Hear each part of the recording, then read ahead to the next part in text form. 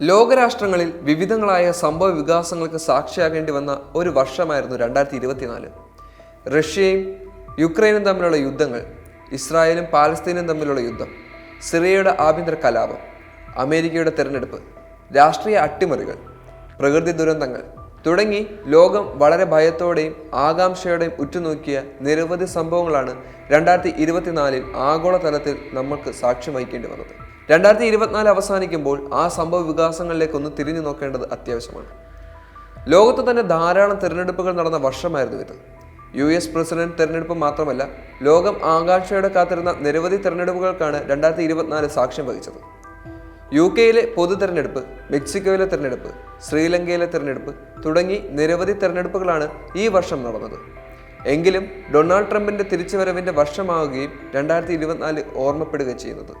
വധശ്രമങ്ങളെയും criminal കേസുകളുടെ പരമ്പരകളെ തന്നെയും നേരിട്ടാണ് അമേരിക്കയുടെ 47ാം പ്രസിഡന്റായി ട്രംപ് വീണ്ടും തിരഞ്ഞെടുക്കപ്പെട്ടത്. 12 വർഷത്തിന് ശേഷം ബ്രിട്ടനിൽ ലേബർ പാർട്ടി അധികാരത്തിലെത്തുകയും ഈ വർഷത്തിലായിരുന്നു.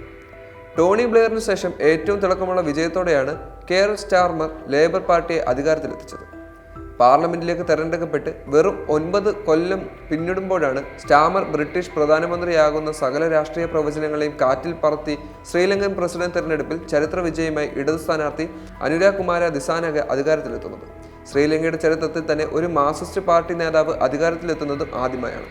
മാർക്സിസ്റ്റ് രാഷ്ട്രീയ കക്ഷിയായ ജനതാ വിമുക്തി പെരമുനയുടെ നേതാവാണ് ദിസാനായകെ. അതുപോലെ തന്നെ വീണ്ടും റഷ്യയുടെ പ്രസിഡന്റായി പുടിൻ വരികയും ചെയ്തു. റഷ്യ യുക്രൈൻ യുദ്ധം അനിശ്ചിതമായി തുടരുമ്പോൾ തിരഞ്ഞെടുപ്പിൽ വിജയിച്ച് വീണ്ടും റഷ്യയുടെ പ്രസിഡന്റായി വ്ളാഡിമിർ പുടിൻ അധികാരം ഉറപ്പിച്ചതും ഇതേ വർഷമാണ്. ആകെ പോൾ ചെയ്ത വോട്ടിന്റെ 87% നേടിയാണ് പുടിൻ അധികാരമുറപ്പിച്ചത്. നിലവിലെ 6 വർഷത്തെ കാലാവധി പൂർത്തിയാക്കിയാൽ പുടിൻ ജോസഫ് സ്റ്റാലിനെ പിന്നിലാക്കുകയും ചെയ്യും. പുടിന്റെ ഉത്തര കൊറിയ സന്ദർശനവും 2024 24 വർഷങ്ങൾക്ക് ശേഷം ആദ്യമായാണ് റഷ്യൻ പ്രസിഡന്റ് വ്ളാഡിമിർ പുടിൻ ഉത്തര കൊറിയയിലെത്തുന്നത്. US-ന്റെ നേതൃത്വത്തിൽ ഏർപ്പെടുത്തിയിരിക്കുന്ന ഉപരോധങ്ങളെ മറികടക്കാൻ ഇരു രാജ്യങ്ങളും കൂട്ടായി പ്രവർത്തിക്കണമെന്ന് പുടിൻ വ്യക്തമാക്കുകയും പിന്നാലെയാണ് അദ്ദേഹം ഉത്തര കൊറിയയിൽ എത്തുകയും ചെയ്തത്.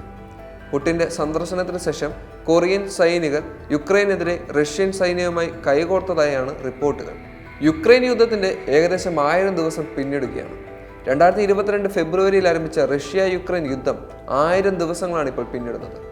നാറ്റോ സൈനിക സഖ്യത്തിൽ യുക്രൈൻ ചേരുന്നതുമായി ബന്ധപ്പെട്ട തർക്കമാണ് യുദ്ധത്തിലേക്ക് നയിച്ചിരുന്നത്. നിരവധി മനുഷ്യരാണ് ഇരുഭാഗത്തും മരിച്ചു വീണത്. പട്ടിണി, അനാഥത്വം, രാഷ്ട്രീയ അരക്ഷിതാവസ്ഥ, സാമ്പത്തിക വെല്ലുവിളികൾ തുടങ്ങി എണ്ണിയാലൊടുങ്ങാത്ത പ്രശ്നങ്ങൾ. രാജ്യം നട്ടം തിരിയുമ്പോഴും യുദ്ധം അവസാനിപ്പിക്കുന്നതിന് പകരം കൂടുതൽ ആയുധങ്ങൾ നൽകി ലോകരാജ്യങ്ങൾ ഇരു രാജ്യങ്ങളെ സഹായിച്ചുകൊണ്ടിരിക്കുകയാണ്. ഐക്യരാഷ്ട്രസഭയുടെ കണക്കുകൾ പ്രകാരം 2024 ആഗസ്റ്റ് വരെ 11,743 പേരാണ് ഇപ്പോൾ യുദ്ധത്തിൽ മരിച്ചത്. 24,800 പേർക്ക് പരിക്കേൽക്കുകയും ചെയ്തിട്ടുണ്ട്. യുദ്ധത്തിൽ ഇതുവരെ 589 കുട്ടികൾ മരിച്ചതായെന്നാണ് യുക്രൈൻ വ്യക്തമാക്കുന്നത്. കൊല്ലപ്പെട്ടവരിൽ അധികവും സൈനികരാണെന്നാണ് റിപ്പോർട്ടുകൾ. എത്ര സൈനികർ കൊല്ലപ്പെട്ടു എന്നതിൻ്റെ യഥാർത്ഥ കണക്കുകൾ ഇതുവരെയും പുറത്തുവിട്ടിട്ടില്ല. യുദ്ധം യുക്രൈനിലുണ്ടാക്കിയ ആഘാതവും ഏറെ വലുതാണ്. രാജ്യത്തിൻ്റെ 1/5 ഭാഗം ഇപ്പോൾ റഷ്യയുടെ കൈവശമാണുള്ളത്. യുക്രൈൻ്റെ ഡോൺബാസ് മേഖലയിലെ ഭൂരിഭാഗവും ആസോവ് തീരപ്രദേശവും ഇപ്പോൾ റഷ്യയുടെ അധിനിവേശത്തിലാണ്. രാജ്യത്തെ ജനസംഖ്യ 10 ദശലക്ഷമായി കുറഞ്ഞിട്ടുണ്ടെന്നാണ് ഐക്യരാഷ്ട്രസഭയുടെ വിലയിരുത്തൽ. ബംഗ്ലാദേശിലെ ആഭ്യന്തര കലാപവും ഹസീനയുടെ തകർച്ചയും 2024 സംഭവിച്ചത്. സർക്കാർ ജോലികളിലെ സംവരണവുമായി ബന്ധപ്പെട്ട് സർക്കാരിനെതിരെ വിദ്യാർത്ഥികളും മറ്റുള്ളവരും നടത്തിയ വൻ പ്രതിഷേധത്തെ തുടർന്ന് 2024 ആഗസ്റ്റ് 6 ഷെയ്ഖ് ഹസീന ബംഗ്ലാദേശിന്റെ പ്രധാനമന്ത്രി സ്ഥാനം രാജിവെച്ചു. പിന്നാലെ നോബൽ സമ്മാന ജേതാവായ മുഹമ്മദ് യൂനുസ് ബംഗ്ലാദേശിൽ ഇടക്കാല സർക്കാർ രൂപീകരിച്ചു. 17 വർഷങ്ങൾക്ക് ശേഷമാണ് ബംഗ്ലാദേശിൽ ഇടക്കാല സർക്കാർ അധികാരത്തിലേറുന്നത്. മുഹമ്മദ് യൂനുസിന്റെ നേതൃത്വത്തിലുള്ള സർക്കാർ അധികാരത്തിൽ വരണമെന്നായിരുന്നു പ്രതിഷേധക്കാരുടെ ആവശ്യം. എന്നാൽ ഇടക്കാല സർക്കാരിൽ രാഷ്ട്രീയ പ്രതിനിധികളില്ലെന്നുള്ളത് വളരെ ശ്രദ്ധേയമാണ്. വിദ്യാർത്ഥി, സൈനിക പ്രതിനിധികളും സാമൂഹിക മാനുഷിക പ്രവർത്തകരുമാണ് ഇടക്കാല സർക്കാരിലുള്ളത്. 16 അംഗങ്ങളാണ് ഉപദേശക സമിതിയിലുള്ളത്.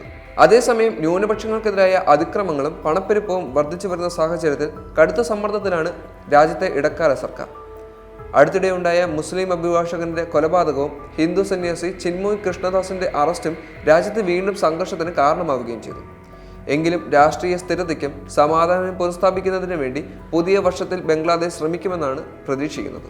ദക്ഷിണ കൊറിയയിലെ പട്ടാള നിയമം. തന്റെ രാജ്യത്തെ പ്രധാന പ്രതിപക്ഷ പാർട്ടി ഉത്തര കൊറിയയോട് അനുഭാവം പുലർത്തുന്നുവെന്നും രാജ്യവിരുദ്ധ പ്രവർത്തനങ്ങൾ നടത്തുന്നുണ്ടെന്നും ആരോപിച്ച് ദക്ഷിണ കൊറിയൻ പ്രസിഡന്റ് യുൻ സുക് യോൾ പട്ടാള നിയമം പ്രഖ്യാപിച്ചത് ഡിസംബർ 3-നാണ്. എന്നാൽ ദേശീയ അസംബ്ലി ഏകകണ്ഠമായി ഇതിനെതിരെ വോട്ട് ചെയ്തതോടെ മണിക്കൂറുകൾക്കുള്ളിൽ പട്ടാള നിയമം പിൻവലിച്ചുവെങ്കിലും ഓഹരി വിപണികളിൽ വൻ ഇടിവാണ് അതുണ്ടാക്കിയത്. വിദ്യാർത്ഥികളടക്കം നിരവധി പേരാണ് യോളിന്റെ തീരുമാനത്തിനെതിരെ പ്രതിഷേധമുയർത്തിയത്. യോൾ രാജിവെക്കണമെന്നും ഇംപീച്ച്മെന്റ് നേരിടണമെന്നും പ്രതിപക്ഷം ആവശ്യമുന്നയിച്ചു. എന്നാൽ ഭരണകക്ഷിയായ പീപ്പിൾസ് പവർ പാർട്ടിയിലെ അംഗങ്ങൾ വോട്ടെടുപ്പ് ബഹിഷ്കരിച്ചതോടെ അദ്ദേഹം ഇംപീച്ച്മെന്റിൽ നിന്നും രക്ഷപ്പെടുകയായിരുന്നു. 1980-ന് ശേഷമാണ് ഇതാദ്യമായി ദക്ഷിണ കൊറിയയിൽ പട്ടാള നിയമം പ്രഖ്യാപിച്ചത്. വിശ്വാസ വോട്ടെടുപ്പിലെ ജർമ്മൻ ചാൻസലറുടെ പരാജയം സംഭവിച്ചത് 2024-ലാണ്. ജർമ്മൻ ഫെഡറൽ പാർലമെന്റിലെ ബുണ്ടസ്റ്റാഗിൽ നടന്ന വിശ്വാസ വോട്ടെടുപ്പിൽ ജർമ്മൻ ചാൻസലർ ഒലാഫ് ഷോൾസ് പരാജയപ്പെട്ടത് ഈ വർഷമായിരുന്നു.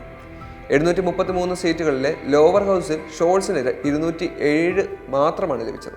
അദ്ദേഹത്തിനെതിരെ 394 പേർ വോട്ട് ചെയ്തപ്പോൾ 116 പേരാണ് വിട്ടുനിന്നത്. ജർമ്മനിയുടെ സ്തംഭനാവസ്ഥയിലെ സമ്പദ് വ്യവസ്ഥയെ എങ്ങനെ പുനരുജ്ജീവിപ്പിക്കാം എന്നതിനെക്കുറിച്ച് ദീർഘകാലമായുള്ള തർക്കത്തിൽ ചാൻസലർ തന്റെ ധനമന്ത്രിയെ പുറത്താക്കിയതിന് പിന്നാലെയാണ് വിശ്വാസ വോട്ടെടുപ്പ് നടക്കുന്നത്. ഇതോടെയാണ് ജർമ്മനിയിലെ ഷോൾസിന്റെ ത്രികക്ഷി സർക്കാർ തകർച്ചയിലേക്ക് നീങ്ങിയത്. ഇന്ത്യ ചൈന അതിർത്തി സമാധാനം പുലർത്തും.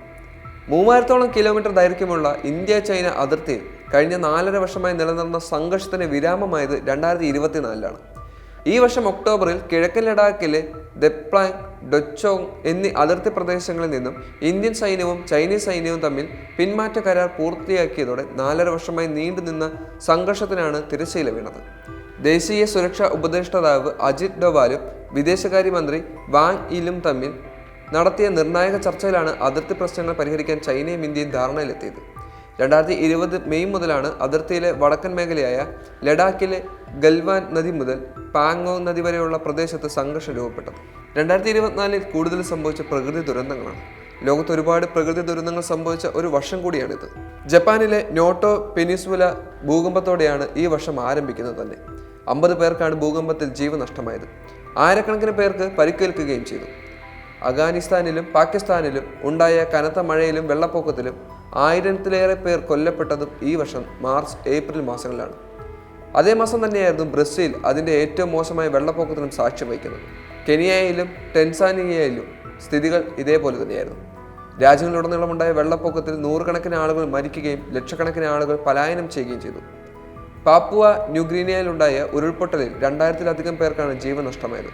തായ്വാനിലെ ഭൂചലനം, ലെബനൻ, ദക്ഷിണ China, Dubai, Oman, Bahrain, Qatar തുടങ്ങിയ രാജ്യങ്ങളിലെ വലിയ രീതിയിലുള്ള വെള്ളപ്പൊക്കവും തുടങ്ങിയവയും ഈ വർഷമായിരുന്നു. അതുപോലെ തന്നെ നമ്മുടെ കേരളത്തിൽ ഉരുൾപൊട്ടലുണ്ടായതും ഈ വർഷം തന്നെ.